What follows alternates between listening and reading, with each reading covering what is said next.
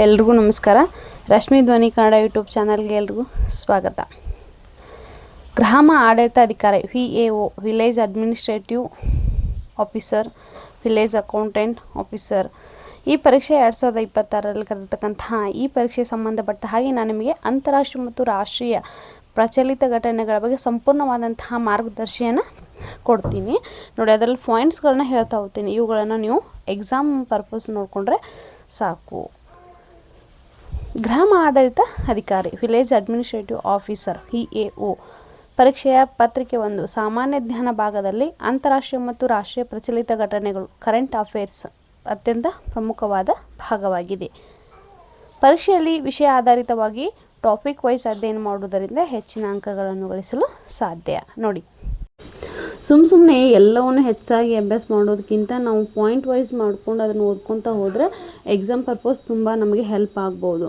ನೋಡಿ, ಈಗ national events ಏನೇನು ಬರ್ತಾವೆ ರಾಷ್ಟ್ರೀಯ ಘಟನೆಗಳಲ್ಲಿ ಕೆಲವೊಂದು ಪಾಯಿಂಟ್ಸ್ಗಳನ್ನು ನಾನು ಹೇಳಿದ್ದೀನಿ, ಅದ್ರ ಬಗ್ಗೆ ನೋಡ್ಕೊಳ್ಳಿ. ಭಾರತ ಮಟ್ಟದಲ್ಲಿ ನಡೆಯುವ ಪ್ರಮುಖ ನಿರ್ಧಾರಗಳು, ನೀತಿಗಳು ಮತ್ತು ಬದಲಾವಣೆಗಳ ಮೇಲೆ ಹೆಚ್ಚಿನ ಗಮನವಿರಲಿ. ಅಂದರೆ ಸರ್ಕಾರದ ಪ್ರಮುಖ ಯೋಜನೆಗಳು ಮತ್ತು ಉಪಕ್ರಮಗಳು ಬರ್ತವೆ. ಮತ್ತು ಅದ್ರಾಗೆ ಸಬ್ ವಿಷಯ ಬರ್ತವೆ. ಕೇಂದ್ರ ಸರ್ಕಾರದ ಗ್ರಾಮೀಣಾಭಿವೃದ್ಧಿ, ಕೃಷಿ ಅಭಿವೃದ್ಧಿ, ಕೃಷಿ ಮತ್ತು ಮಹಿಳಾ ಸಬಲೀಕರಣ ಯೋಜನೆಗಳು, ಉದಾಹರಣೆಗೆ PM ಕಿಸಾನ್, ಆಯುಷ್ಮಾನ್ ಭಾರತ, ಜಲಜೀವನ ಮಿಷನ್ ಇತ್ಯಾದಿ. ಅಂದರೆ ನಾನು ನಿಮಗೆ ಇದನ್ನು ಉದಾಹರಣೆ ಕೊಡೋ ಉದ್ದೇಶ ಏನಪ್ಪ ಅಂತಂದರೆ, ಯುವಕರ ಬಗ್ಗೆ ಸಂಬಂಧಪಟ್ಟಾಗೆ ನೀವು ಈಗ ನೋಡಿ, ಜಲಜೀವನ ಮಿಷನ್ ಅಂತ ಬಂತು. ಜಲಜೀವನ ಮಿಷನ್ ಅಂತ ಬಂತಂದರೆ ಅದು ಯಾವಾಗ ಸ್ಥಾಪನೆ ಆಯಿತು, ಯಾರಿಂದ ಸ್ಥಾಪನೆ ಆಯಿತು, ಎಲ್ಲಿ ಸ್ಥಾಪನೆ ಆಯಿತು, ಅದರ ಸ್ಥಾಪನೆ ಮಾಡುವಂತಹ ಉದ್ದೇಶ ಏನು, ಆ ಜಲಜೀವನ ಮಿಷನ್ ಯೋಜನೆಯಲ್ಲಿ ಈಗಾಗಲೇ ಇರ್ತಕ್ಕಂತಹ ಕೆಲವೊಂದು ಏನು ಪ್ರಮುಖ ಉಪಕ್ರಮಗಳು ಬರ್ತಲ್ಲ ಅವಕ್ರ ಬಗ್ಗೆ ಸರಿಯಾಗಿ ಮಾಹಿತಿನ ನೀಟಾಗಿ ತಿಳಿದುಕೊಳ್ಳಿ. ಹಾಗೆ ತಿಳಿದುಕೊಳ್ಳೋದ್ರಿಂದ ನೀವು ಎಕ್ಸಾಮ್ದಲ್ಲಿ ಯಾವುದೇ ಕ್ವಶನ್ಗಳನ್ನು ಕೇಳಿದರೂ ಕೂಡ ನಮಗೆ ಬಿಡಿಸಲಿಕ್ಕೆ ಅಂದರೆ ಉತ್ತರವನ್ನು ಬಿಡಿಸಲಿಕ್ಕೆ ತುಂಬ ಸಹಾಯ ಆಗುತ್ತೆ. ಇತ್ತೀಚೆಗೆ ಜಾರಿಗೆ ಬಂದ ಹೊಸ ನೀತಿಗಳು ಮತ್ತು ತಿದ್ದುಪಡಿಗಳು. ನೋಡಿ, ಇತ್ತೀಚೆಗೆ ಸಂಸತ್ನಲ್ಲಿ ಆಗಿರ್ತಕ್ಕಂತಹ ಕೆಲವೊಂದು ಬದಲಾವಣೆಗಳಿರ್ತವೆ, ಆಮೇಲೆ ತಿದ್ದುಪಡಿಗಳು ಬರ್ತವೆ, ಅವುಗಳ ಬಗ್ಗೆ ಗಮನವನ್ನು ಹರಿಸಿ. ಸಂವಿಧಾನ ಮತ್ತು ರಾಜಕೀಯ ಬೆಳವಣಿಗೆಗಳು. ಇತ್ತೀಚಿನ ಪ್ರಮುಖ ಸಂಸತ್ತು ಮತ್ತು ಉಚ್ಚ ನ್ಯಾಯಾಲಯ ಅಥವಾ ಸರ್ವೋಚ್ಚ ನ್ಯಾಯಾಲಯದ ಮಹತ್ವದ ತೀರ್ಪುಗಳು, ಹೊಸ ಕಾಯ್ದೆಗಳು ಮತ್ತು ಸಂವಿಧಾನದ ತಿದ್ದುಪಡಿಗಳು, ಪ್ರಮುಖ ಚುನಾವಣಾ ಫಲಿತಾಂಶಗಳು ಹಾಗೂ ಸಾಂವಿಧಾನಿಕ ಹುದ್ದೆಗಳಿಗೆ ನಡೆದ ನೇಮಕಾತಿಗಳು. ನೋಡಿ, ಅಂದರೆ ಹೈಕೋರ್ಟ್ ಅಥವಾ ಸುಪ್ರೀಂ ಕೋರ್ಟ್ ಕೆಲವೊಂದು ತೀರ್ಪುಗಳನ್ನು ಹೊರಡಿಸುತ್ತೆ. ಆ ತೀರ್ಪುಗಳು ಯಾವುವು, ಯಾವುದಕ್ಕೆ ಸಂಬಂಧಪಟ್ಟವು ಎಂಬುದನ್ನು ನೋಡ್ಕೊಳ್ಳಿ. ಹೊಸದಾಗಿ ಬಂದಿರತಕ್ಕಂತಹ ಕಾಯ್ದೆಗಳು ಯಾವುವು, ಆ ಬಂದಿರತಕ್ಕಂಥ ಇತ್ತೀಚೆಗೆ BNS ಅಂತ ಮಾಡಿದ್ದಾರೆ, ಹೌದಾ, 2023 ಭಾರತೀಯ ನ್ಯಾಯ ಸಂಹಿತೆ. ಈ BNS ಕಾಯ್ದೆಯಲ್ಲಿ ಬರ್ತಕ್ಕಂಥ ಏನೇನು ಬದಲಾವಣೆ ಆಯಿತು ಇವನ್ನೆಲ್ಲ ಹೀಗೆ ನೀಟಾಗಿ ನೋಡ್ಕೊಳ್ಳಿ. ಇನ್ನು ಆರ್ಥಿಕ ಬೆಳವಣಿಗೆಗಳು, ಕೇಂದ್ರ ಬಜೆಟ್ ಮತ್ತು ಆರ್ಥಿಕ ಸಮೀಕ್ಷೆ ಮುಖ್ಯಾಂಶಗಳು. ನೋಡಿ, ಬಜೆಟ್ನಲ್ಲಿರ್ತಕ್ಕಂತಹ ಕೆಲವೊಂದು ಪ್ರಮುಖವಾದಂತಹ ಅಂಶಗಳೇನು, ಈ ಪ್ರಸ್ತುತ ಬಜೆಟ್ನಲ್ಲಿ ಏನೇನು ಬದಲಾವಣೆ ಮಾಡಿದ್ದಾರೆ, ಯಾವುದೇ ಕೃಷಿಗೆ ಎಷ್ಟು ಆಯವ್ಯಯವನ್ನು ಮೀಸಲಿಟ್ಟಿದ್ದಾರೆ, ಆಮೇಲೆ ಕೆಲವೊಂದು ಡಿಪಾರ್ಟ್ಮೆಂಟ್ಗಳಿಗೆ ಯಾವ ರೀತಿಯಾದಂಥ ಹಣವನ್ನು ವೆಚ್ಚವನ್ನು ಮಾಡಿದ್ದಾರೆ, ಅದನ್ನು ಸರಿಯಾಗಿ ನೋಡ್ಕೊಳ್ಳಿ. RBIನ ಪ್ರಮುಖ ನೀತಿಗಳು, GST ಸಂಬಂಧಿತ ನಿರ್ಧಾರಗಳು ಮತ್ತು ಭಾರತೀಯ ಆರ್ಥಿಕ GDP ದರಗಳು. ನೋಡಿ, RBI ಏನೇನು ಜಾರಿ ತಂದಿದೆ, ನೀತಿಗಳೇನು, ಯಾವ ವರ್ಷದಲ್ಲಿ ಬಂದಿದೆ, ಪ್ರಸ್ತುತ ಈ ವರ್ಷ ಮತ್ತು ಹೋದ ವರ್ಷದಲ್ಲಿ ಏನಾದರೂ ಇದೆಯಾ ಎಂಬುದನ್ನು ಸರಿಯಾಗಿ ನೋಡ್ಕೊಳ್ಳಿ. ಆಮೇಲೆ GSTಗೆ ಸಂಬಂಧಪಟ್ಟ ಹಾಗೆ ಅದು ಯಾವಾಗ ಕಾಯ್ದೆ ಸ್ಟಾರ್ಟ್ ಆಯಿತು, GST ಅದರಿಂದ ಏನೆಲ್ಲ ಬೆನಿಫಿಟ್ಸ್ ಇದೆ, ಏನು ಅನುಕೂಲ ಮತ್ತು ಅನಾನುಕೂಲಗಳ ಬಗ್ಗೆ ತಿಳ್ಕೊಳ್ಳಿ. ಇವುಗಳನ್ನೆಲ್ಲ ನೀಟಾಗಿ ನೋಡ್ಕೊಳ್ಳಿ. ಇನ್ನು ವಿಜ್ಞಾನ ಮತ್ತು ತಂತ್ರಜ್ಞಾನ, ಸೈನ್ಸ್ ಏನು ಹೇಳುತ್ತೆ, ಇಸ್ರೋ ಕೈಗೊಂಡ ಪ್ರಮುಖ ಉಪಗ್ರಹ ಯೋಜನೆಗಳು, ಉದಾಹರಣೆ ಚಂದ್ರಯಾನ, ಆದಿತ್ಯ L1, ಗಗನಯಾನ ನವೀಕರಣ. ತುಂಬ ಇಂಪಾರ್ಟೆಂಟ್. ಇದ್ರ ಮೇಲೆ 1 ಅಥವಾ 2 ಕ್ವಶನ್ಗಳು ಇದ್ದೇ ಇರ್ತಾವೆ. ಪ್ರತಿ ಯಾವುದೇ ಎಕ್ಸಾಮ್ ನಡೀಲಿ ಆ ಎಕ್ಸಾಮ್ ಸಂಬಂಧಪಟ್ಟಾಗಿ ಇದ್ದೇ ಇರ್ತಾವೆ. ಹೀಗಾಗಿ ಅವುಗಳ ಬಗ್ಗೆ ನೋಡ್ಕೊಳ್ಳಿ. ಹೊಸ ತಂತ್ರಜ್ಞಾನಗಳು, AI, ಸೈಬರ್ ಭದ್ರತೆ ಮತ್ತು ರಕ್ಷಣಾ ವಲಯಕ್ಕೆ ಸಂಬಂಧಿಸಿದ ಕ್ಷಿಪಣಿ ಅಥವಾ ಯುದ್ಧ ನೌಕೆಗಳ ಪರೀಕ್ಷಾರ್ಥ ಪ್ರಯೋಗಗಳು. ನೋಡಿ, ಹೊಸದಾಗಿ ಬಂದಿರತಕ್ಕಂತಹ ಟೆಕ್ನಾಲಜಿಗಳೇನೇನು, ಇತ್ತೀಚೆಗೆ AI ಬಂದಾಗಿಂದ ಪ್ರತಿಯೊಂದು ಕೆಲಸವೂ ಈಸಿ ಆಗಿಬಿಟ್ಟಿದೆ, ಹೌದಲ್ವಾ. AI ಇದನ್ನು ಕಂಡು ಹಿಡಿದವ್ರು ಯಾರು, ಪಿತಾಮಹ ಯಾರು, ಅದೇ ಏನು ಸಂಸ್ಥೆ ಇದೆಯಾ ಏನು, ಹೀಗೆ ಪ್ರತಿಯೊಂದನ್ನು ನೀಟಾಗಿ ತಿಳಿದುಕೊಳ್ಳೋದು ಉತ್ತಮ. ಇನ್ನು ಪರಿಸರ ಮತ್ತು ಜೈವಿಕ ವೈವಿಧ್ಯತೆ. ಭಾರತದಲ್ಲಿ ಹೊಸದಾಗಿ ಸೇರ್ಪಡೆಯಾದ ರಾಮ್ಸಾರ್ ತಾಣಗಳು ಮತ್ತು ಯುನೆಸ್ಕೋ ಪಾರಂಪರಿಕ ತಾಣಗಳು. ನೋಡಿ, ರಾಮ್ಸಾರ್ ತಾಣಗಳ ಬಗ್ಗೆ ಇತ್ತೀಚೆಗೆ ಸಿಕ್ಕಾಪಟ್ಟೆ ಮಾಹಿತಿ ಇದೆ, ಅದ್ರ ಬಗ್ಗೆ ನೀಟಾಗಿ ನೋಡ್ಕೊಳ್ಳಿ. ಇನ್ನು ಯುನೆಸ್ಕೋ, ನಮ್ಮ ಭಾರತದಿಂದ ಯುನೆಸ್ಕೋ ಪಟ್ಟಿಗೆ ಆಯ್ಕೆಯಾದಂತಹ ಪ್ರದೇಶಗಳು ಯಾವುವು, ಕರ್ನಾಟಕದಲ್ಲಿ ಯಾವುದಾದ್ರೂ ಪ್ರದೇಶಗಳು ಆಯ್ಕೆ ಆಗಿದಾವೆ, ಹೀಗೆ ನೋಡ್ಕೊಳ್ಳಿ. ಇನ್ನು ನೋಡಿ, ಇತ್ತೀಚೆಗೆ ಉತ್ತರ ಪ್ರದೇಶದ ವಾರಣಾಸಿ, ಹೌದಾ, ಅದು ಯುನೆಸ್ಕೋ ಪಟ್ಟಿಗೆ ಸೇರ್ಪಡೆಯಾಗಿದೆ. ಹೀಗಾಗಿ ಅವುಗಳ ಸೇರ್ಪಡೆ ಆಗಲು ಕಾರಣವೇನು, ಅದರಲ್ಲಿ ಏನು ವಿಶೇಷತೆ ಇದೆ, ಆಮೇಲೆ ಅದು ಎಷ್ಟೇ ಯುನೆಸ್ಕೋದ ಪಾರಂಪರಿಕ ತಾಣ ನಮ್ಮ ಭಾರತದ್ದು, ಈ ನೀಟಾಗಿ ನೋಡ್ಕೊಳ್ಳಿ. ಹುಲಿ, ಆನೆ, ಹಿಮಚರತೆ ಇತ್ಯಾದಿಗಳ ವನ್ಯಜೀವಿ ಗಣತಿ ವರದಿಗಳು. ನೋಡಿ, ಗಣತಿಯನ್ನು ವನ್ಯಜೀವಿಗಳ ಗಣತಿಯನ್ನು ಮಾಡಲಾಗಿದೆ, ಅವಕ್ರ ಬಗ್ಗೆ ನೋಡ್ಕೊಳ್ಳಿ. ಅಂತಾರಾಷ್ಟ್ರೀಯ ಘಟನೆಗಳು. ಜಾಗತಿಕ ಮಟ್ಟದಲ್ಲಿ ಭಾರತಕ್ಕೆ ಮತ್ತು ಜಗತ್ತಿಗೆ ಪ್ರಭಾವ ಬೀರುವ ಘಟನೆಗಳನ್ನು ಗಮನಿಸಬೇಕು. ಅಂತಾರಾಷ್ಟ್ರೀಯ ಶೃಂಗಸಭೆಗಳು ಮತ್ತು ಒಪ್ಪಂದಗಳು. G20, BRICS, SCO, NATO, ASEAN, G7 ಮತ್ತು UN ಶೃಂಗಸಭೆಗಳು. ಸಭೆಗಳು ನಡೆದ ಸ್ಥಳ, ಅವುಗಳ ಥೀಮ್ ಮತ್ತು ಭಾರತದ ಭಾಗವಹಿಸುವಿಕೆ. ನೋಡಿ, ಇವಾಗ ನಾವು ಶೃಂಗಸಭೆಗಳ ಬಗ್ಗೆ ನೋಡ್ತಾ ಇದ್ದೀವಿ. G20 ಅದು ಯಾವಾಗ ಸ್ಥಾಪನೆ ಆಯಿತು, ಅದರಲ್ಲಿರ್ತಕ್ಕಂಥ ಸದಸ್ಯತ್ವ ರಾಷ್ಟ್ರಗಳ್ಯಾವು, ನಮ್ಮ ಭಾರತ ಆ G20ಯಲ್ಲಿ ಸದಸ್ಯತ್ವ ರಾಷ್ಟ್ರವನ್ನು ಪಡೆದುಕೊಂಡಿದೆಯೋ ಇಲ್ಲವೋ, ಅಂದರೆ ನಾನು ನಿಮಗೆ ಉದಾಹರಣೆ ಹೇಳ್ತಾ ಇದ್ದೀನಿ. ಹೀಗೆ ನೋಡ್ಕೋದ್ರಿಂದ ಏನಾಗುತ್ತೆ, ಆಮೇಲೆ ಯಾವ ವರ್ಷದಲ್ಲಿ ಅವ್ರ ಥೀಮ್ ಏನು, ಅವು ಪ್ರಮುಖವಾದಂತಹ ಥೀಮ್ಗಳು ಯಾವ ಉದ್ದೇಶವನ್ನು ಒಳಗೊಂಡಿದೆ, ಇವುಗಳನ್ನು ನೋಡ್ಕೊಳ್ಳಿ. ಥೀಮ್ ನೋಡ್ಕೋದ್ರಿಂದ ಅಂದರೆ ಪ್ರಸ್ತುತ ವರ್ಷ G20ಯಲ್ಲಿ ನಮ್ಮ ಭಾರತ ಭಾಗವಹಿಸಿತು, ಅದರ ಅಧ್ಯಕ್ಷತೆಯನ್ನು ಯಾರು ವಹಿಸಿದರು, ಸದಸ್ಯ ರಾಷ್ಟ್ರಗಳ ಸಂಖ್ಯೆ ಎಷ್ಟು, ಅದು ಎಲ್ಲಿ ನಡೆಯಿತು, ಹೀಗೆ ಪ್ರತಿಯೊಂದು ನೋಡ್ಕೊಳ್ಳೋದು ತುಂಬ ಇಂಪಾರ್ಟೆಂಟ್. ಅಂತಾರಾಷ್ಟ್ರೀಯ ಸಂಸ್ಥೆಗಳು ಮತ್ತು ಆಡಳಿತ. ವಿಶ್ವಸಂಸ್ಥೆ, ವಿಶ್ವ ಬ್ಯಾಂಕ್, IMF, WHO ಮುಂತಾದ ಪ್ರಮುಖ ಸಂಸ್ಥೆಗಳ ಅಧ್ಯಕ್ಷರು, ಮುಖ್ಯಸ್ಥರ ಹೊಸ ನೇಮಕಾತಿ. ನೋಡಿ, ಈಗ ವಿಶ್ವಸಂಸ್ಥೆಯನ್ನು ನೋಡ್ತಾ ಇದ್ವಿ ಅಂದರೆ ಅದರಲ್ಲಿರ್ತಕ್ಕಂಥ ಸದಸ್ಯ ರಾಷ್ಟ್ರಗಳವು, ಅದು ಯಾವಾಗ ಸ್ಥಾಪನೆ ಆಯಿತು, ಅದು ಉದ್ದೇಶ ಏನು, ಅವ್ರ ಬಗ್ಗೆ ತಿಳ್ಕೊಳ್ಬೇಕು. ಪ್ರಸ್ತುತ ಅಧ್ಯಕ್ಷರು ಯಾರು, ಈ ಹಿಂದೆ ಎಷ್ಟು ಜನ ಅಧ್ಯಕ್ಷರಿದ್ದು, ಈಗಿರ್ತಕ್ಕಂಥ ಅಧ್ಯಕ್ಷರು ಎಷ್ಟನೆಯವರು, ಇವುಗಳನ್ನೆಲ್ಲ ನೋಡ್ಕೋಬೇಕು. ಭಾರತ ಸದಸ್ಯತ್ವ ಪಡೆದ ಅಥವಾ ಸಹಿ ಹಾಕಿದ ಹೊಸ ಒಪ್ಪಂದಗಳು. ನಮ್ಮ ಭಾರತ ದೇಶ ಸದಸ್ಯತ್ವ ಪಡೆದಿರ್ತಕ್ಕಂತಹ ಕೆಲವೊಂದು ಒಪ್ಪಂದಗಳಿದಾವೆ. ಆ ಒಪ್ಪಂದಕ್ಕೆ ಸಹಿ ಹಾಕಿರ್ತಕ್ಕಂತಹ ವಿಶೇಷತೆ ಏನು, ಇವುಗಳನ್ನೆಲ್ಲ ನೋಡ್ಕೊಳ್ಳಿ. ಸುದ್ದಿಯಲ್ಲಿರುವ ಪ್ರಮುಖ ವಿಶ್ವದ ನಾಯಕರು ತುಂಬ ಇಂಪಾರ್ಟೆಂಟ್, ಹೌದಾ. ಪ್ರಮುಖ ದೇಶಗಳಲ್ಲಿ ಇತ್ತೀಚೆಗೆ ಆಯ್ಕೆಯಾದ ಹೊಸ ಪ್ರಧಾನಮಂತ್ರಿಗಳು ಮತ್ತು ಅಧ್ಯಕ್ಷರುಗಳ ಬಗ್ಗೆ ಚೆನ್ನಾಗಿ ನೋಡ್ಕೊಳ್ಳಿ. ಭಾರತಕ್ಕೆ ಭೇಟಿ ನೀಡಿದ ವಿದೇಶಿ ಗಣ್ಯರು ಅಥವಾ ಭಾರತದ ಪ್ರಧಾನಿ ಭೇಟಿ ನೀಡಿದ ದೇಶಗಳು. ನೋಡಿ, ನಮ್ಮ ಭಾರತ ದೇಶಕ್ಕೆ ಭೇಟಿ ನೀಡತಕ್ಕಂತಹ ವಿದೇಶಿ ಗಣ್ಯರು, ಉದಾಹರಣೆಗೆ ಆಗಸ್ಟ್ 15 ಜನವರಿ 26 ದಿನ ಬಂದಿರ್ತಾರೆ, ಅಥವಾ ಯಾವುದಾದ್ರೂ ಒಂದು ಸಭೆ ನಡೆದಂಥ ಸಂದರ್ಭದಲ್ಲಿ ಬಂದಿರ್ತಾರೆ, ಅಥವಾ ನಮ್ಮ ಭಾರತದ ಪ್ರಧಾನಮಂತ್ರಿಯವರು ಬೇರೆ ದೇಶಗಳ ವಿಸಿಟ್ ಕೊಟ್ಟಿರ್ತಾರೆ. ಇತ್ತೀಚೆಗೆ ನರೇಂದ್ರ ಮೋದಿಯವರು ಕೂಡ ಹಲವಾರು ದೇಶಗಳ ವಿಸಿಟನ್ನು ಕೊಟ್ಟಿದ್ದು ನೀವೆಲ್ಲರೂ ನೋಡೇ ಇರ್ತೀರ, ಅವ್ರ ಬಗ್ಗೆ ನೋಡ್ಕೊಳ್ಳಿ. ಜಾಗತಿಕ ಸೂಚ್ಯಂಕಗಳು ಮತ್ತು ವರದಿಗಳು. ವಿಶ್ವ ಸಂತೋಷ ಸೂಚ್ಯಂಕ, ಮಾನವ ಅಭಿವೃದ್ಧಿ ಸೂಚ್ಯಂಕ, ಭ್ರಷ್ಟಾಚಾರ ಸೂಚ್ಯಂಕ, ಪತ್ರಿಕಾ ಸ್ವಾತಂತ್ರ್ಯ ಸೂಚ್ಯಂಕ ಇತ್ಯಾದಿಗಳಲ್ಲಿ ಭಾರತ ಪಡೆದ ಶ್ರೇಣಿ ಮತ್ತು ಪ್ರಥಮ ಸ್ಥಾನದಲ್ಲಿರುವ ದೇಶ, ಇವುಗಳ ಬಗ್ಗೆ ನೀಟಾಗಿ ನೋಡ್ಕೊಳ್ಳಿ. ಜಾಗತಿಕ ಸೂಚ್ಯಂಕಗಳ ಬಗ್ಗೆ 1 ಅಥವಾ 2 ಕ್ವಶನ್ ಬಿದ್ದೇ ಇರ್ತಾವೆ, ಹೀಗಾಗಿ ನೋಡ್ಕೊಳ್ಳಿ. ಆಮೇಲೆ ಯುದ್ಧಗಳು, ಸಂಘರ್ಷಗಳು ಮತ್ತು ರಕ್ಷಣಾ ಅಭ್ಯಾಸಗಳು. ಜಾಗತಿಕ ಸಂಘರ್ಷ ಪ್ರದೇಶಗಳು ಮತ್ತು ಪರಿಸ್ಥಿತಿಗಳು. ಭಾರತ ಮತ್ತು ಇತರೆ ದೇಶಗಳ ನಡುವೆ ನಡೆದ ಜಂಟಿ ಮಿಲಿಟರಿ ಅಭ್ಯಾಸಗಳು, ಜಾಯಿಂಟ್ ಮಿಲಿಟರಿ ಎಕ್ಸಸೈಸ್ ಏನು ಬರ್ತಲ್ಲ, ಅವ್ರ ಬಗ್ಗೆ ನೀಟಾಗಿ ನೋಡ್ಕೊಳ್ಳಿ.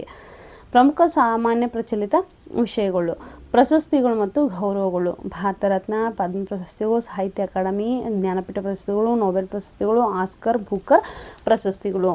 ಇದ್ರ ಬಗ್ಗೆ ಭಾರತ ರತ್ನ ಪ್ರಶಸ್ತಿ ಯಾರಿಗೆ ಸಿಕ್ತು, ಪದ್ಮ ಪ್ರಶಸ್ತಿಗಳನ್ನು ಕೊಡಲಾಯಿತು, ನಮ್ಮ ಕರ್ನಾಟಕದವ್ರಿಗೆ ಎಷ್ಟು ಕೊಡಲಾಯಿತು, ಆಮೇಲೆ ಟೋಟಲ್ ಪದ್ಮ ಪ್ರಶಸ್ತಿ ಬಂದಿರತಕ್ಕಂಥದ್ದೇನು, ಅದು ಯಾವಾಗ ಸ್ಥಾಪನೆ ಆಯಿತು, ಅದರ ವರ್ಷ, ಆಮೇಲೆ ಅದರ ಅಧ್ಯಕ್ಷರು ಯಾರು, ಪದ್ಮ ಪ್ರಶಸ್ತಿಗಳೊಳಗೆ ಪದ್ಮಶ್ರೀ, ಪದ್ಮಭೂಷಣ, ಪದ್ಮವಿಭೂಷಣ ಅಂತ ಡಿವೈಡ್ ಬರ್ತಾರೆ. ಹೀಗೆ ನಾನು ನಿಮಗೆ ಉದಾಹರಣೆ ಹೇಳ್ತಾ ಇದ್ದೀನಿ. ಇದೇ ರೀತಿಯಾಗಿ ಪ್ರತಿಯೊಂದು ಪ್ರಶಸ್ತಿಗಳ ಬಗ್ಗೆ ನೋಡ್ಕೊಳ್ಳಿ. ಕ್ರೀಡಾ ಲೋಕ. ಒಲಿಂಪಿಕ್ಸ್, ಏಷ್ಯನ್ ಗೇಮ್ಸ್, ಕ್ರಿಕೆಟ್ ವಿಶ್ವಕಪ್, ಬ್ಯಾಡ್ಮಿಂಟನ್, ಟೆನ್ನಿಸ್ ಗ್ರ್ಯಾಂಡ್ ಸ್ಲಾಮ್ ವಿಜೇತ. ತುಂಬ ಇಂಪಾರ್ಟೆಂಟ್ ಇದು ಕ್ರೀಡೆ ಬಗ್ಗೆ. ಯಾಕಪ್ಪ ಅಂದರೆ ಇತ್ತೀಚೆಗೆ ಒಲಿಂಪಿಕ್ ನಡೀತಾ, ಒಲಿಂಪಿಕ್ದಲ್ಲಿ ಚಿನ್ನದ ಪದಕ ನಮ್ಮ ಭಾರತಕ್ಕೆ ಎಷ್ಟು ಬಂದು, ಬೆಳ್ಳಿ ಪದಕ ಎಷ್ಟು ಬಂದು, ಕಂಚಿನ ಪದಕ ಎಷ್ಟು ಬಂದು, ಯಾರ್ಯಾರು ತೆಗೆದುಕೊಂಡ್ರು, ಯಾವ ವಿಭಾಗದಲ್ಲಿ ತೆಗೆದುಕೊಂಡ್ರು, ತುಂಬ ಇಂಪಾರ್ಟೆಂಟು. ಹೀಗಾಗಿ ಚೆನ್ನಾಗಿ ನೋಡ್ಕೊಳ್ಳಿ. ಪ್ರಮುಖ ದಿನಗಳು ಮತ್ತು ಥೀಮ್ಗಳು. ರಾಷ್ಟ್ರೀಯ ಮತ್ತು ಅಂತಾರಾಷ್ಟ್ರೀಯ ದಿನಾಚರಣೆಗಳು ಹಾಗೂ ಆ ವರ್ಷದ ವಿಶೇಷ ಥೀಮ್. ವಿಶ್ವ ಪರಿಸರ ದಿನ ಮತ್ತು ಅಥವಾ ಯೋಗ ದಿನ ಉದಾಹರಣೆಯನ್ನು ಕೊಡಲಾಗಿದೆ. ಯಾಕಂದರೆ ಈಗ ರಾಷ್ಟ್ರೀಯ ಅಂತಾರಾಷ್ಟ್ರೀಯ ದಿನಾಚರಣೆ ಬಂದಾಗ ಅವು ಯಾವ್ಯಾವ ದಿನಾಚರಣೆ ಆಚರಿಸ್ತಾರೆ, ಅದಕ್ಕೊಂದು ಆ ವರ್ಷದ ದಿನಾಚರಣೆ ಆಚರಣೆ ಮಾಡ್ತಾ ಇದ್ದಾರೆ ಅಂದರೆ ಅದಕ್ಕೊಂದು ಥೀಮ್ ಕೊಟ್ಟಿರ್ತಾರೆ. ಈ ವರ್ಷ ಈ ದಿನಾಚರಣೆ ಈ ಥೀಮ್ನ ಅಡಿಯಲ್ಲಿ ಮಾಡಬೇಕು ಅಂತ, ಅವುಗಳನ್ನು ನೋಡ್ಕೊಳ್ಳಿ. ಪುಸ್ತಕಗಳು ಮತ್ತು ಬರಹಗಾರಗಳು. ಅಂದರೆ ಬರಹಗಾರರು, ಪ್ರಸಿದ್ಧ ವ್ಯಕ್ತಿಗಳು ಹಾಗೂ ನಾಯಕರು ಇತ್ತೀಚೆಗೆ ಬರೋಂಥ ಪುಸ್ತಕಗಳ ಬಗ್ಗೆ ಗಮನವನ್ನು ಹರಿಸಿ. ನೋಡಿ, ನಾನು ಇನ್ನೊಂದು ನಿಮ್ಮ ಟಿಪ್ಸನ್ನು ಹೇಳ್ಕೊಡ್ತೀನಿ. ಪರೀಕ್ಷೆಯ ದಿನಾಂಕದಿಂದ ಹಿಂದಿನ 12 ರಿಂದ 15 ತಿಂಗಳ ಪ್ರಚಲಿತ ಘಟನೆಗಳ ಮೇಲೆ ಹೆಚ್ಚು ಗಮನ ಹರಿಸಿ. ಕರ್ನಾಟಕದ ನಂಟು. ರಾಷ್ಟ್ರೀಯ ಅಥವಾ ಅಂತಾರಾಷ್ಟ್ರೀಯ ಮಟ್ಟದಲ್ಲಿ ಘಟನೆಯಲ್ಲಿ ಕರ್ನಾಟಕದ ವ್ಯಕ್ತಿ, ಸ್ಥಳ ಅಥವಾ ಸಂಸ್ಥೆ ಭಾಗಿಯಾಗಿದ್ದರೆ ಅದಕ್ಕೆ ಹೆಚ್ಚಿನ ಆದ್ಯತೆ ನೀಡಿ. ದೈನಂದಿನ ಶಿಸ್ತು ಪ್ರತಿದಿನ ದಿನಪತ್ರಿಕೆ ಓದುವುದು ಮತ್ತು ಮಾಸಿಕ ಪ್ರಚಲಿತ ಘಟನೆಗಳ ಮ್ಯಾಗಝಿನ್ ಅಧ್ಯಯನ ಮಾಡುವುದು ಅತ್ಯುತ್ತಮ. ನೋಡಿ, ಇದನ್ನು ಯಾಕೆ ಹೇಳಿದ್ದೀನಪ್ಪ ಅಂದರೆ ನಿಮಗೆ ಟಿಪ್ಸನ್ನು ಹೇಳ್ತಾ ಇದ್ದೀನಿ. ನೋಡಿ, ನಮ್ಮ ಕರ್ನಾಟಕದ ಸ್ಥಳ, ವ್ಯಕ್ತಿ ಅಥವಾ ಸಂಸ್ಥೆ ಭಾಗಿಯಾಗಿದ್ದರೆ ಅದಕ್ಕೆ ನಾವು ಹೆಚ್ಚು ಗಮನವನ್ನು ಕೊಡಬೇಕು. ಯಾವ ಉದ್ದೇಶಕ್ಕೆ ಭಾಗಿಯಾದರೂ, ಭಾಗಿಯಾದವ್ರ ಹೆಸರೇನು, ಅವರು ಎಲ್ಲಿ ಭಾಗಿಯಾದರು, ಹೀಗೆ ನೀಟಾಗಿ ನೋಡ್ಕೊಳ್ಳಿ. ಪ್ರತಿದಿನ ಮ್ಯಾಗ್ಝಿನನ್ನು ನೋಡ್ಕೊಳ್ಳಿ, ಆಮೇಲೆ ನ್ಯೂಸ್ ಪೇಪರನ್ನು ನೋಡ್ಕೊಳ್ಳಿ. ಇದಕ್ಕೆ ಸಂಬಂಧಪಟ್ಟ ಹಾಗೆ ಇನ್ನೂ ಕೂಡ ಹಲವಾರು ಮಾಹಿತಿಗಳು ರಶ್ಮಿ ಧ್ವನಿ ಯೂಟ್ಯೂಬ್ ಚಾನಲ್ ಇರುತ್ತೆ. ನೀವು ಸಬ್ಸ್ಕ್ರೈಬ್ ಆಗಿದ್ದರೆ ಅಥವಾ ನೀವು ಸಪೋರ್ಟನ್ನು ಮಾಡ್ತಾ ಹೋದರೆ ನಿಮಗೆ ಅದ್ರ ಪ್ರತಿಯೊಂದು ಮಾಹಿತಿಯು ಕೂಡ ನಿಮಗೆ ಅಪ್ಡೇಟ್ ಆಗ್ತಾ ಇರುತ್ತೆ. ಅದೇ ವಿಷಯವನ್ನು ಇನ್ನೂ ಕೂಡ ನಾನು ಇನ್ನೊಂದು ಡೀಟೇಲ್ ಆಗಿ ಹೇಳೋಕ್ಕೆ ಇಷ್ಟಪಡ್ತೀನಿ. ಯಾವ ರೀತಿಯಾಗಿ ನೋಡಿ, ಇನ್ನೊಂದು ಸಲ ಹೇಳ್ತೀನಿ. ಅಂದರೆ ಈಗ ಯಾವ ಮೂಲಗಳಿಂದ ಓದಬೇಕು, ದಿನಪತ್ರಿಕೆ ಯಾವ್ಯಾವು? ಪ್ರಜಾವಾಣಿ, ವಿಜಯ ಕರ್ನಾಟಕ ಕನ್ನಡದಲ್ಲಿ ಬರುತ್ತೆ, ದ ಹಿಂದೂ ಅನ್ನುವಂಥದ್ದು ಇಂಗ್ಲೀಷ್ನಲ್ಲಿ ಬರುತ್ತೆ. ಅದರಲ್ಲಿ ನಾವು ಪ್ರತಿದಿನ ರಾಷ್ಟ್ರೀಯ ಮತ್ತು ಅಂತಾರಾಷ್ಟ್ರೀಯ ರಾಜ್ಯಪುಟಗಳನ್ನು ಮಾತ್ರ ಓದ್ಕೊಳ್ಳಿ. ಇನ್ನು ಮಾಸಿಕ ಪತ್ರಿಕೆಗಳು ಸ್ಪರ್ಧಾ ವಿಜೇತ, ಚಂದಮ್ಮ, ಸ್ಪರ್ಧಾವಾಣಿ, ಕಸ್ತೂರಿ, ಯೋಜನಾ, ಇವು ಮಾಸಿಕ ತಿಂಗಳು ಬರ್ತಕ್ಕಂತಹ ಪತ್ರಿಕೆ ಬಗ್ಗೆ ನೋಡ್ಕೊಳ್ಳಿ. ಸರ್ಕಾರಿ ಜಾಲತಾಣ PIB.gov.in, karnataka.gov.in, KE ಅಧಿಕೃತ ಜಾಲತಾಣ. ಆಕಾಶವಾಣಿ ಅಥವಾ ದೂರದರ್ಶನ ಸುದ್ದಿ ಬುಲೆಟಿನ್, ವಿಶ್ಲೇಷಣಾ ಕಾರ್ಯಕ್ರಮಗಳ ಬಗ್ಗೆ ಗಮನ ಹರಿಸಿ. ಪ್ರತಿ 3 ತಿಂಗಳಿಗೊಮ್ಮೆ ಒಟ್ಟುಗೂಡಿಸಿದ ಪ್ರಚಲಿತ ವಿದ್ಯಮಾನ ಪುಸ್ತಕ ಅಥವಾ ಆ್ಯಪ್ ಬಳಸಬೇಕು. ಕಳೆದ 6 ರಿಂದ 12 ತಿಂಗಳ ಘಟನೆಗಳಿಗೆ ಹೆಚ್ಚಿನ ಮಹತ್ವವನ್ನು ಕೊಡ್ತಾ ಹೋಗಿ. ರಾಷ್ಟ್ರ ಘಟನೆಗಳಲ್ಲಿ ಏನೇನು ಪಾಯಿಂಟ್ಸನ್ನು ನಾನು ನಿಮ್ಮ ಪಾಯಿಂಟ್ಸನ್ನು ಹೇಳ್ತಾ ಹೋಗ್ತೀನಿ. ಕೇಂದ್ರ ಸಚಿವ ಸಂಪುಟ ಆಡಳಿತ ಮತ್ತು ರಾಜಕೀಯ ಸಂಬಂಧಪಟ್ಟ ಹಾಗೆ ಕೇಂದ್ರ ಸಚಿವ ಸಂಪುಟ ನಿರ್ಧಾರಗಳು, ಹೊಸ ಯೋಜನೆಗಳ ಬಗ್ಗೆ ನೋಡ್ಕೊಳ್ಳಿ. ಸಂಸತ್ ಅಧಿವೇಶನದಲ್ಲಿ ಅದಕ್ಕೆ ಅಂಗೀಕಾರವಾದಂತಹ ಪ್ರಮುಖ ಮಸೂದೆಗಳ್ಯಾವು, ಕಾಯ್ದೆಗಳ್ಯಾವು ಎಂಬುದ್ರ ಬಗ್ಗೆ ಗಮನವನ್ನು ಹರಿಸಿ. ಸುಪ್ರೀಂ ಕೋರ್ಟ್ ಅಥವಾ ಹೈಕೋರ್ಟ್ನ ಮಹತ್ವದ ತೀರ್ಪುಗಳನ್ನು ನೋಡ್ಕೊಳ್ಳಿ. ಆಮೇಲೆ ಪ್ರಮುಖ ಹುದ್ದೆಗಳಿಗೆ ನೇಮಕಾತಿಗಳು ರಾಷ್ಟ್ರಪತಿ, ಗವರ್ನರ್, ಸೇನಾ ಮುಖ್ಯಸ್ಥರು, ಆಮೇಲೆ CJI, CEC, RBI ಗವರ್ನರ್ ಇವುಗಳ ಬಗ್ಗೆ ಗಮನವನ್ನು ಹರಿಸಿ. ಇನ್ನು ಆರ್ಥಿಕತೆಗೆ ಸಂಬಂಧಪಟ್ಟ ಕೇಂದ್ರ ಬಜೆಟ್ ಮುಖ್ಯಾಂಶಗಳು GDP ಬೆಳವಣಿಗೆ ದರ, RBI ರೆಪೋ ದರ ಬದಲಾವಣೆ, ಹಣದುಬ್ಬರ ಅಂಕಿಅಂಶ, ಹೊಸ ಸರ್ಕಾರಿ ಯೋಜನೆಗಳು ಅಂದರೆ ಶಿಕ್ಷಣ, ಆರೋಗ್ಯ, ಕೃಷಿ, ಗ್ರಾಮೀಣ ಅಭಿವೃದ್ಧಿ ಸಂಬಂಧಪಟ್ಟಂತೆ ಇವುಗಳು VIU ಎಕ್ಸಾಮ್ ತುಂಬ ಇಂಪಾರ್ಟೆಂಟ್. ವಿಜ್ಞಾನ ಮತ್ತು ತಂತ್ರಜ್ಞಾನದ ಬಗ್ಗೆ ಈಗಾಗಲೇ ಹೇಳಿದ್ದೀನಿ ನಿಮಗೆ. ಇಸ್ರೋ ಉಡಾವಣೆಗಳು, ಆದಿತ್ಯ L1 ಗಗನಯಾನ, ಚಂದ್ರಯಾನ ಇವುಗಳ ಬಗ್ಗೆ ನೋಡ್ಕೊಳ್ಳಿ. ರಕ್ಷಣಾ ಕ್ಷೇತ್ರದಲ್ಲಿ ಹೊಸದಾಗಿರ್ತಕ್ಕಂತಹ ಪರೀಕ್ಷೆಗಳು, ಕ್ಷಿಪಣಿ, ಯುದ್ಧ ನೌಕೆಗಳ ಬಗ್ಗೆ ಮಾಹಿತಿಯನ್ನು ತಿಳ್ಕೊಳ್ಳಿ. ಪ್ರಶಸ್ತಿಗಳು ಮತ್ತು ಗೌರವಗಳು ಈಗಾಗಲೇ ಇದ್ರ ಬಗ್ಗೆ ನಿಮ್ಮ ಸಂಪೂರ್ಣ ಮಾಹಿತಿನ ಕೊಟ್ಟಿದ್ದೀವಿ. ಕ್ರೀಡೆ ಬಗ್ಗೆ ಕೂಡ ನಾನು ಹೇಳಿದ್ದೀನಿ. ನೋಡಿ, ಇದರಲ್ಲಿ ಪ್ರಮುಖ ಆಟಗಾರರ ದಾಖಲೆಗಳೇನು, ಅರ್ಜುನ್ ಮತ್ತು KL ರತ್ನ ಪ್ರಶಸ್ತಿಯನ್ನು ಯಾರಿಗೆ ಕೊಡಲಾಗತ್ತೆ, ಯಾವ ಕ್ಷೇತ್ರಕ್ಕೆ ನೀಡಲಾಗತ್ತೆ ಎಂಬುದನ್ನು ನೋಡ್ಕೊಳ್ಳಿ. ಇನ್ನು ಇತರೆ ಮರಣ ಹೊಂದಿದ ಗಣ್ಯರು ಪುಸ್ತಕ ಬಿಡುಗಡೆ, ಪ್ರಮುಖ ದಿನಾಚರಣೆ ಯೋಜನೆಗಳ ಸಮೀಕ್ಷೆ ವರದಿ, ಇದರ ಬಗ್ಗೆ ಕೂಡ ನಿಮಗೆ ಈಗಾಗಲೇ ಎಕ್ಸ್ಪ್ಲೇನ್ ಮಾಡಿದ್ದೀನಿ. ಇನ್ನು 3ನೇದು ಅಂತಾರಾಷ್ಟ್ರೀಯ ಘಟನೆಗಳಿಗೆ ಯಾವ್ಯಾವ ಅಂಶ ಮುಖ್ಯ ನೋಡಿ. ನಿಮಗೆ ಈಗಾಗಲೇ ಹೇಳಿದ್ದೀನಿ. ವಿಶ್ವಸಂಸ್ಥೆ, G20, ಬ್ರಿಕ್ಸ್ ಇವುಗಳ ಬಗ್ಗೆ ಫಲಿತಾಂಶ ನೋಡ್ಕೊಳ್ಳಿ. ಭಾರತ ಮತ್ತು ಇತರ ರಾಷ್ಟ್ರಗಳ ದ್ವಿಪಕ್ಷೀಯ ಒಪ್ಪಂದಗಳಾಯಿತು, ಅವುಗಳ ಬಗ್ಗೆ ಗಮನವನ್ನು ಹರಿಸಿ. ಬೇರೆ ದೇಶಗಳ ಚುನಾವಣೆ ಫಲಿತಾಂಶ, ಅದರ ಹೊಸ ಅಧ್ಯಕ್ಷರು, ಪ್ರಧಾನಿಗಳ ಬಗ್ಗೆ ನೋಡ್ಕೊಳ್ಳಿ. ಅಂತಾರಾಷ್ಟ್ರೀಯ ಸಂಘರ್ಷಗಳು, ಒಪ್ಪಂದಗಳು ಅಂದರೆ ಸಂಕ್ಷಿಪ್ತ ಹಿನ್ನೆಲೆ ನಮ್ಗೆ ಸ್ವಲ್ಪ ಗೊತ್ತಿದ್ದರೆ ಸಾಕು. ಅಂದರೆ ಆ ಬೇಸಿಕ್ ಮೇಲೆ ನಮ್ಗೆ ಗೊತ್ತಿತ್ತಪ್ಪ ಅಂದರೆ ಅದ್ರ ಮೇಲೆ ಯಾವುದೇ ಕ್ವಶನ್ ಕೇಳಿದ್ರು ಕೂಡ ನಾವು ಉತ್ತರವನ್ನು ಕೊಡಲಿಕ್ಕೆ ನಾವು ಸಮಂಜಸರಾಗಿರಬೇಕು. ನೊಬೆಲ್ ಪ್ರಶಸ್ತಿ ವಿಜೇತರು, ಪ್ರಮುಖ ಅಂತಾರಾಷ್ಟ್ರೀಯ ಸಂಸ್ಥೆಗಳ ಮುಖ್ಯಸ್ಥರ ಬದಲಾವಣೆಗಳು ಅಂದರೆ ಈಗ WHO, ಯುನೈಟೆಡ್ ನೇಷನ್ ಆಗಿರ್ಬೋದು, IMF ಇವುಗಳಲ್ಲಿ ಬದಲಾವಣೆ ಮಾಡಲಾಗಿದೆ, ಗಮನವನ್ನು ಹರಿಸಿ. ಕರ್ನಾಟಕ ರಾಜ್ಯ ವಿಶೇಷ, ಕರ್ನಾಟಕಕ್ಕೆ ಸಂಬಂಧಪಟ್ಟ ಹಾಗೆ ರಾಜ್ಯ ಬಜೆಟ್ ಆಗಿರ್ಬೋದು, ರಾಜ್ಯ ಸರ್ಕಾರದ ಯೋಜನೆಗಳು, ಗ್ಯಾರಂಟಿ ಯೋಜನೆಗಳು ಯಾವುದೋ ಅವುಗಳ ಬಗ್ಗೆ ಗಮನವನ್ನು ಹರಿಸಿ. ಪಂಚಾಯತ್ ರಾಜ್ ವ್ಯವಸ್ಥೆ, ಕಂದಾಯ ಇಲಾಖೆ ಸುಧಾರಣೆಗಳು, ಜಿಲ್ಲಾವಾರು ಪ್ರಮುಖ ಸ್ಥಳಗಳು, ನದಿಗಳು, ಜಲಾಶಯಗಳು, ರಾಜ್ಯದ ಇತ್ತೀಚಿನ ನೇಮಕಾತಿಗಳು, ಪ್ರಶಸ್ತಿ ವಿಜೇತರು, ಕರ್ನಾಟಕ ಇತಿಹಾಸ, ಸಂಸ್ಕೃತಿ, ಕನ್ನಡ ಸಾಹಿತ್ಯ ಸಂಬಂಧಿತ ಪ್ರಚಲಿತ ಸುದ್ದಿಯನ್ನು ನೋಡ್ಕೊಳ್ಳಿ. ನಾನು ನಿಮಗೆ ಇಲ್ಲಿ ಟ್ರಿಕ್ಸನ್ನು ಹೇಳ್ಕೊಡ್ತಾ ಇದ್ದೀನಿ ನೋಡಿ. ಪಾಠ ಮಾಡುವಂಥ ವಿಧಾನ ಅಥವಾ ಬೋಧನಾ ತಂತ್ರ ಅಂದರೆ ಈ ಥರ ಉದ್ದೇಶ ಏನಪ್ಪ ಅಂತಂದರೆ ನಾನು ನಿಮಗೆ ಕೆಲವೊಂದು ಟ್ರಿಕ್ಸನ್ನು ಹೇಳ್ಕೊಡ್ತೀನಿ. ಏನಂದರೆ ಮಾಸಿಕ ವರ್ಗೀಕರಣ, ತಿಂಗಳೊಮ್ಮೆ ಬರ್ತಕ್ಕಂತಹ ಎಲ್ಲ ಸುದ್ದಿಗಳನ್ನ ವಿಷಯವರು ಅಂದರೆ ಕ್ರೀಡೆ, ಪ್ರಶಸ್ತಿ, ನೇಮಕಾತಿ ಅವುಗಳ ಬಗ್ಗೆ ಸಪ್ರೇಟಾಗಿ ಲಿಸ್ಟನ್ನು ಮಾಡಿ ಇಟ್ಕೊಳ್ಳಿ. ಹಾಗೆ ಮಾಡೋದ್ರಿಂದ ಏನಾಗುತ್ತೆ, ನಮಗೆ ನಾವು ಈ ಕ್ರೀಡೆ ಬಗ್ಗೆ ಓದ್ತಾ ಇದ್ದೀವಪ್ಪ ಅಂದರೆ ಅದಕ್ಕೆ ಸಂಬಂಧಪಟ್ಟ ಎಲ್ಲ ರೀತಿ ಒಲಿಂಪಿಕ್ಸ್ ಆಗಿರ್ಬೋದು ಅಥವಾ ಇವು ಯಾವ್ಯಾವ ಕ್ರೀಡೆಗೆ ಬರ್ತಾವಲ್ಲ ಆ ಕ್ರೀಡೆಗಳ ಬಗ್ಗೆ ಸಂಪೂರ್ಣವಾದ ಮಾಹಿತಿ ನಮಗೆ ಸಿಗುತ್ತೆ. ಪುನರಾವರ್ತನೆ, ಪ್ರತಿ ವಾರ ಹಿಂದಿನ ವಿಷಯದ ಕ್ವಿಜ್ ನಡೆಸಿ. ನೀವೇನು ಹೋದ ವಾರ ಓದಿರ್ತೀರಲ್ಲ ಆ ವಾರ ಓದಿದ್ದನ್ನು ಈ ವಾರ ಏನು ಮಾಡಿ ಕ್ವಿಜನ್ನು ನೀವೇ ಒಂದು ಎಕ್ಸಾಮ್ ಟೈಮ್ ಟೇಬಲ್ ಎಕ್ಸಾಮ್ ಥರ ಹಾಕ್ಕೊಂಡು ಟೈಮ್ ಟೇಬಲ್ ಫಿಕ್ಸ್ ಮಾಡಿಕೊಂಡು ಅದಕ್ಕೆ ಕ್ವಿಜ್ ನಡೆಸೋದ್ರಿಂದ ಏನಾಗತ್ತಪ್ಪ ಅಂದರೆ ಸ್ವಲ್ಪ ನಮಗೆ ನಾವು ಯಾವ ವಿಷಯದಲ್ಲಿ ತಪ್ಪಿದ್ದೀವಿ, ತಪ್ಪಲಿಕ್ಕೆ ಕಾರಣವೇನು ಅನ್ನೋದು ಗೊತ್ತಾಗುತ್ತೆ. 4 ಆಪ್ಷನ್ಸಲ್ಲಿ 1 ಆಪ್ಷನ್ ತಪ್ಪಿದ್ರೆ 1 ಆಪ್ಷನ್ ಸರಿ ಇದ್ದರೆ 3 ಆಪ್ಷನ್ಸ್ ತಪ್ಪಿರ್ತವೆ, ಹೌದಾ? ಹೀಗಾಗಿ ಆ ಸರಿಯಾದಂಥ ಆನ್ಸರ್ ಗೊತ್ತಾದಮೇಲೆ ಇನ್ನು 3 ಆನ್ಸರು ಅವು ಯಾವುದಕ್ಕೆ ಸಂಬಂಧಪಟ್ಟಿದೆ ಎಂಬುದನ್ನು ತಿಳ್ಕೊಳ್ಳೋದು ಉತ್ತಮ. ಹಾಗೆ ತಿಳ್ಕೊಂಡ್ರೆ ನಮಗೆ ಒಂದು ಪ್ರಶ್ನೆಗೆ ಒಂದು ಉತ್ತರ ಸಿಗೋದ್ರ ಜೊತೆಗೆ ಇನ್ನು 3 ತಪ್ಪಾದ ಉತ್ತರಗಳು ಕೂಡ 3 ಸರಿಯಾದ ಉತ್ತರಗಳು ನಾವು ಕಂಡು ಹಿಡಿದ್ರೆ 3 ಪ್ರಶ್ನೆಗಳು ಅಂದರೆ ಟೋಟಲಾಗಿ ನಾವು 4 ಪ್ರಶ್ನೆಗಳು ಅಭ್ಯಾಸ ಮಾಡ್ದಂಗೆ ಆಗುತ್ತಲ್ವ. ಹೀಗಾಗಿ ಗಮನವನ್ನು ಹರಿಸಿ. ಜೋಡಣೆ ವಿಧಾನ. ಹೊಸ ಸುದ್ದಿಯನ್ನು ಈಗಾಗಲೇ ಗೊತ್ತಿರೋ ಸಾಮಾನ್ಯ ಜ್ಞಾನದೊಂದಿಗೆ ಜೋಡಿಸಿ ಕಲಿಸಿ. ಅಂದರೆ ಉದಾಹರಣೆಗೆ ಕೊಟ್ಟಿದ್ದೀನಿ ನೋಡಿ, ಹೊಸ ಅಣೆಕಟ್ಟು ಯೋಜನೆ ಬಂದಾಗ ಆ ನದಿಯ ಬಗ್ಗೆ ಸಾಮಾನ್ಯ ಜ್ಞಾನದ ಜೊತೆ ಕಲಿಸಿ. ನೋಡಿ, ಒಂದು ಅಣೆಕಟ್ಟು ಯೋಜನೆಯನ್ನು ಓದ್ತಾ ಇದ್ದೀವಪ್ಪ ಅಂತಂದರೆ ಅದಕ್ಕೆ ಸಾಮಾನ್ಯವಂತ ಆ ನದಿ ಏನು, ಅದು ಎಲ್ಲಿಂದ ಬಂತು, ಅದಕ್ಕೆ ಯಾವಾಗ ಕೊಟ್ಟರು, ಅದೇ ರೀತಿಯಾದಂಥ ಇನ್ನೊಂದು ನದಿ ಬಗ್ಗೆ ನಾವು ಹೋಲಿಕೆಯನ್ನು ಮಾಡಿ ಸಹ ಸಂಬಂಧ ಉದಾಹರಣೆ ಅಂತ ಕರಿತೀವಿ. ಹಾಗೆ ಮಾಡೋದ್ರಿಂದ ನಮಗೆ ನೆನಪುಳಿಯುತ್ತೆ.